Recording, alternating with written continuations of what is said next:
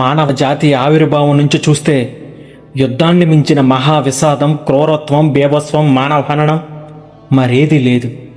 రాజుల కాలంలో యుద్ధం అంటే చంపడం లేదా చావడం, సంపదలు దోచుకోవడం. రూపం మారిన నేటికి వినాశనం అదే.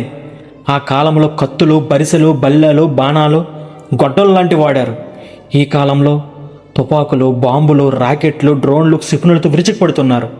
ఎప్పుడైనా అదే రక్తదాహం, అదే ప్రాణ నష్టం, ఆస్తుల విధ్వంసం. ఏ యుద్ధంలోనైనా ప్రధానంగా బలయ్యేది సైనికులు, సామాన్య ప్రజలు. పాలకులు ఎప్పుడు సురక్షితంగానే ఉంటారు. 4 ఏళ్ల క్రితం మొదలైన రష్యా ఉక్రెయిన్ యుద్ధంలో 2 దేశాల్లోనూ ప్రాణాలు కోల్పోయి తీవ్రంగా గాయపడిన సైనికులు 6 నుంచి 7 లక్షల వరకు ఉంటారని అంతర్జాతీయ సంస్థల అంచనా. మొదటి ప్రపంచ యుద్ధంలో చనిపోయిన సైనికుల సంఖ్య 90 లక్షల నుంచి 1,10,00,000 వరకు ఉండొచ్చని లెక్కగట్టారు. అధికారికంగా ప్రపంచ దేశాలన్నీ కలిసి ప్రకటించిన సంఖ్య 85,28,831 మంది. వాస్తవ సంఖ్య అంతకన్నా ఎక్కువే ఉంటుందని చరిత్రకారుల అభిప్రాయం. రెండో ప్రపంచ యుద్ధంలో 2 నుంచి 2.5 కోట్ల మంది మరణించారు. మరో 3.5 కోట్ల దాకా గాయపడ్డారు. పౌరుల ప్రాణ నష్టం దీనికన్నా కొన్ని రెట్లు ఎక్కువేనని చరిత్రకారుల అంచనా. కొరియా, వియత్నాం, గల్ఫ్, ఆఫ్ఘన్ యుద్ధాలు, ఆఫ్రికా, సిరియా అంతర్యుద్ధాల్లో కొన్ని కోట్ల మంది చంపబడ్డారు. ఇప్పుడు జరుగుతున్న అమెరికా, ఇజ్రాయెల్, ఇరాన్ యుద్ధంలో ఎంతమంది మరణించారో పూర్తిగా తెలియదు.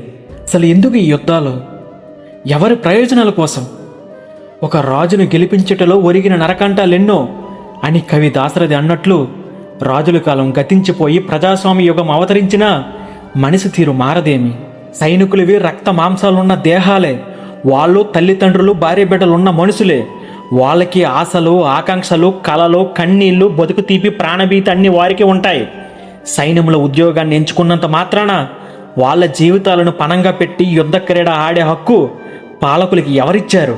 ఇక పసిబిడ్డలను తమ బతికేదో తాము బతికే సామాన్యులను మరణాయుధాలకు బలివ్వడం ఏంటి? ఎవరి కోసం ఈ చావులు? నిండు జీవితాలను తెలుసుకోవడానికి అధికారం కాదు, మనసు ఉండాలి. తన దాకా వస్తే కానీ తెలియదా ప్రాణం విలువ? ఒక పరిచయస్తుడో, ఆత్మీయుడో అకాలంగా మరణిస్తే అయ్యో అని కలత చెందుతామే, కన్నీళ్ళు పెట్టుకుంటామే. అలాంటిది కోట్లాది మంది చనిపోతుంటే ఆ కుటుంబాలు ఎంతగా తల్లడిల్లిపోతాయి, ఎంతటి క్షోభను అనుభవిస్తాయి. దానికి ఎన్ని తరాల మూల్యం చెల్లించుకోవాలి?